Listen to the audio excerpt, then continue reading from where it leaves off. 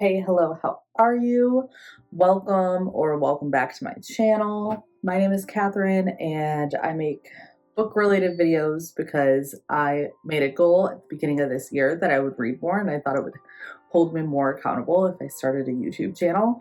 And I have been pretty disciplined to read. I'm trying to build up my reading stamina and things like that. So here we go. For this video, I just wanted to talk about all the books on my A to Z reading challenge for the year that I have predicted that they will be 5-star reads. So first, let me kind of just quickly read through the entire list. I'm not going to go into an in-depth synopsis on every single book because that video would be forever then. I do have a couple where there is more than one book for the letter, either because I really couldn't decide, or it was like I decided and then I had read one, so I was like, well, this fits the criteria for this reading challenge, like even though it wasn't the one that I picked. So I don't know. All right, so really quickly, all the ones that I have, and I think I'm just gonna say these fast. I'm sorry I don't have the authors with them for every single one. But if you have a question about the author, obviously I can put it in the comments for you guys. And I'll probably put it in the description too. So go ahead and just look there. Okay, so starting off with A. Oh yeah, and so if you're not familiar with the A to Z challenge, it's basically just having, like, for the year, you pick out a book that starts with each letter of the alphabet and like you try to get to each one throughout the year. So for A, we have 3 books. A Man Called Ove, I don't know how you pronounce it. Anxious Generation, and Anita Damonte Laughs Last. Anita Damonte Laughs Last. For B, we have Beautiful, Ugly, and Berry Pickers. For C, Child 44, Covenant of Water, and Comfort of Crows. And I did kind of make this before the start of the year. I thought it would be a fun way to get myself invested in reading again. So I was very unsure about which genre would really pique my interest the most. I do know I like memoirs, but outside of memoirs, I was kind of curious. So I might have different genres on here and things like that. D, I had Dinosaurs at the Dinner Party. E, I had 2. I had Educated in episode 13. For F, I have 1, 2, 3, 4. But one of them I read already. So I have 400 Souls from the mixed up files of It's Just a Blank. So I just have from the mixed up files of blank. So I feel like if I looked it up in Goodreads, I could figure out what the rest of that was supposed to be. Or maybe it was a series. I don't quite know at this very moment. First Lie Wins, and then the other one that I read already was Fellowship of Puzzle Makers, and I thought that was really cute. I really enjoyed it. For G, I have Giver of Stars. H, I have 3 as well. I have How to Stop Time, How to Age Disgracefully, and Homegoing. And Homegoing I already read as well, and it became one of my all-time favorite books. I really recommend it. I have Is Everyone Hanging Out Without Me? And Is She Really Going Out With Him? Because I read Is She Really Going Out With Him? And I was like, okay, this is I. So J, I have James by Percival Everett. K, I have Keeper of Happy Endings. L, I have The Last Green and Lost Bookshop. M, Midnight Library. M, and Most Fun We Ever Had. N, I have Nightingale. I also have 2 books that I did read already, so I have Never Saw Me Coming, and None of This Is True. For O, I have Original Daughter. For P, I have Picture of Dorian Gray and Poppy War. And then I read Perfect Little Children, so I put it on there for the P. For Q, I have Quiet...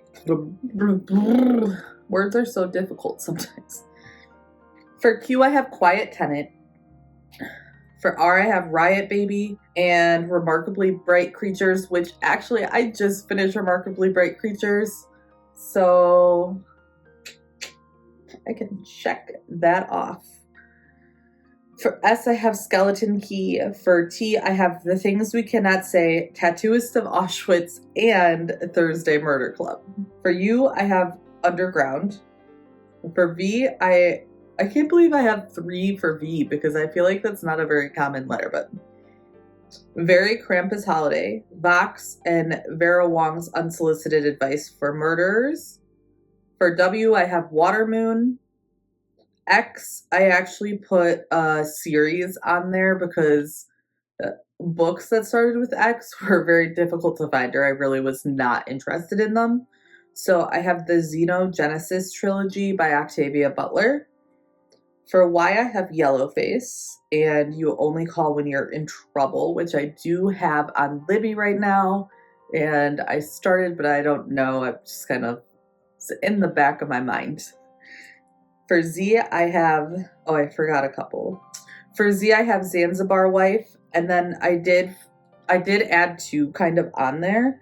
So another one for W that I have is The Woman, and then another one for T that I have is That Time I Got Drunk and Saved a Demon. And I think I got frustrated because I feel like I was looking at so many books that started with T, and it's very frustrating to me. T and H. I don't know why. Okay, so out of those, I wanted to go through which ones are my predicted 5-star reads. And I have 1, 2, 3, 4, 5, 6, 7, 8, 9 that I predict could be 5 stars for me.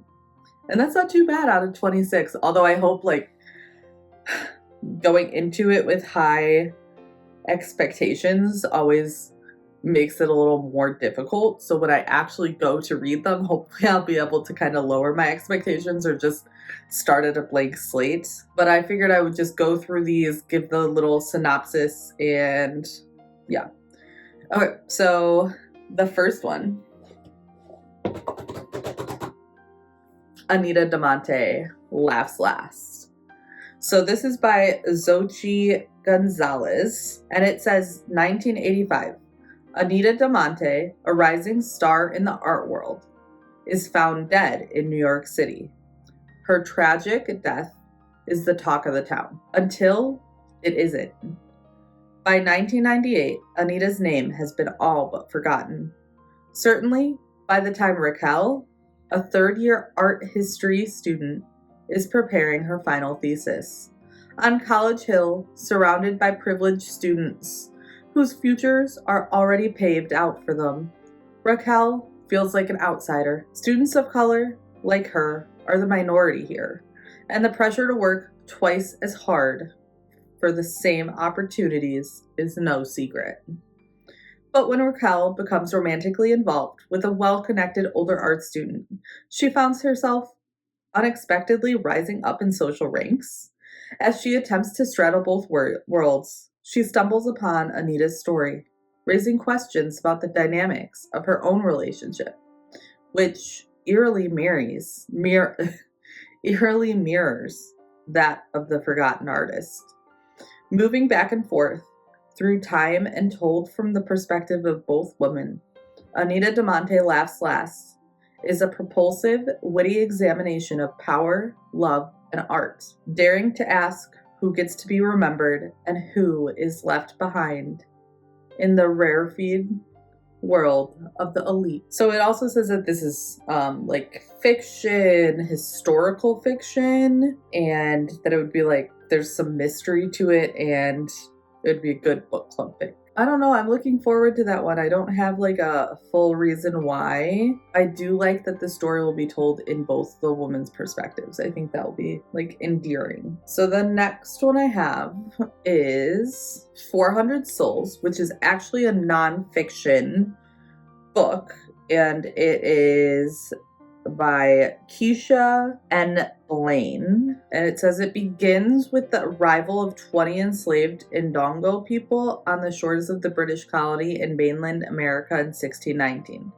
the year before the arrival of the Mayflower. In 80 chronological chapters, the book charts the tragic and triumphant 400 years history of Black American experience in a choral work of exceptional power and beauty. And I think that's really important for me to read, like, just because so many people don't realize that Black history has always existed, not just when people were enslaved.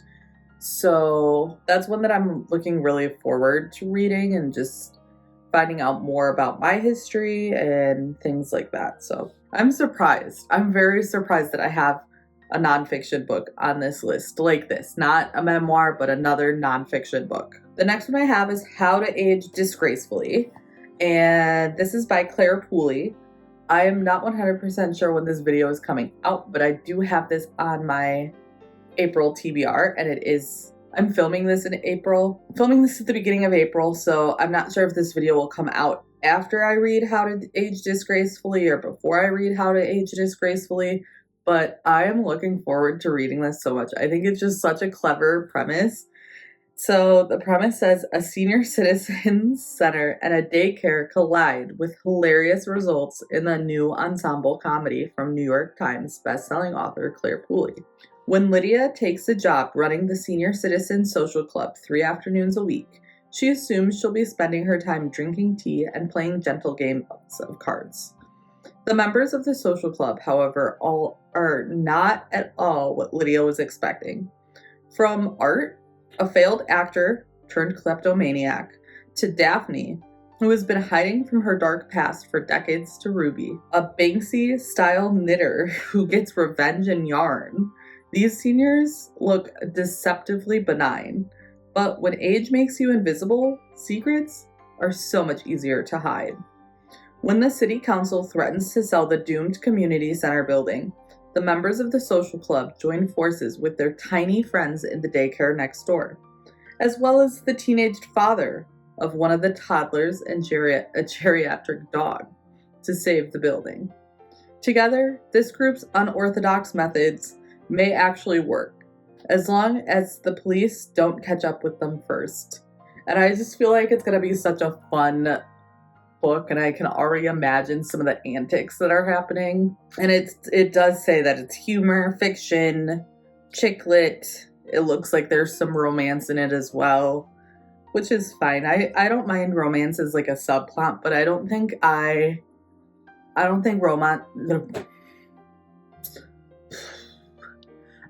romance as like the overall plot is 100% my preferred genre.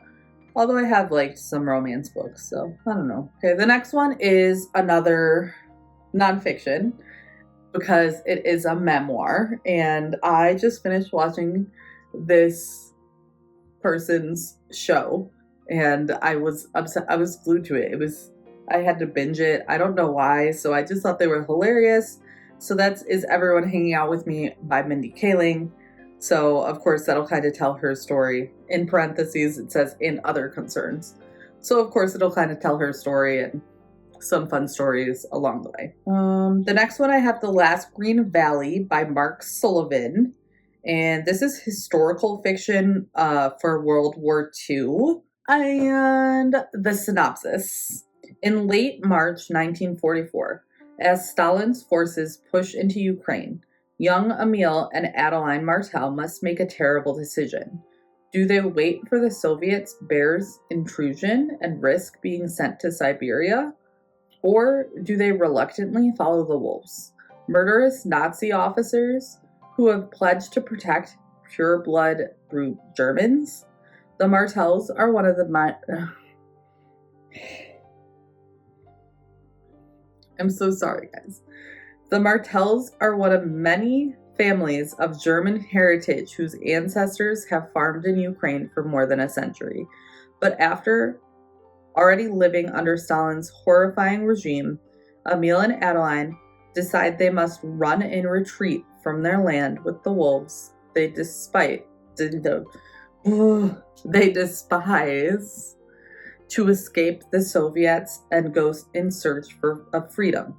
Caught between two warring forces and overcoming horrific trials to pursue their hope of immigrating to the West, the Martels' story is a brutal, complex, and ultimately triumphant tale that illuminates the extraordinary power of love, faith, and one's family's incredible will to survive and see their dreams realized. So I love stories about World War II. I find it very fascinating. A lot of historical fiction I find very fascinating because I was not able to just remember a bunch of facts in school about history. So learning it this way throughout different stories, even though I know parts of it are not real, is very beneficial to me. And I know I really enjoyed like Number the Stars. I thought that was very fascinating. So I think I would really enjoy this as well. The next one is also historical fiction, and I feel like you might be able to guess. But I feel like it's probably between two of the ones that you might be thinking of.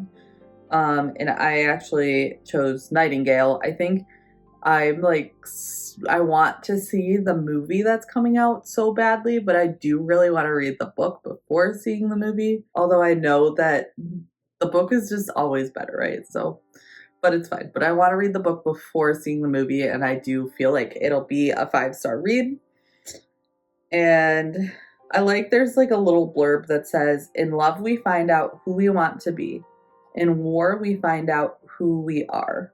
So, Nightingale by Kristen Hanna. I can't remember if I said it or not. And it's historical fiction about World War II and about some sisters, France of 1939. And then there's just two more. Vera Wong's Unsolicited Advice for Murderers by Jessie Q. Sutano. And it's mystery fiction, like mystery thriller, cozy. Put the kettle on, there's a mystery brewing. Tea shop owner, matchmaker, detective. 60-year-old self-proclaimed tea expert Vera Wong enjoys nothing more than sipping a good cup of oolong and doing some healthy detective work on the internet, aka checking up on her son to see if he's dating anybody yet. But when Vera wakes up one morning to find a dead man in the middle of her tea shop, it's going to take more than a strong long jing to fix things, knowing she'll do a better job than the police possibly could. Because nobody sniffs out a wrongdoing quite like a suspicious Chinese mother with time on her hands.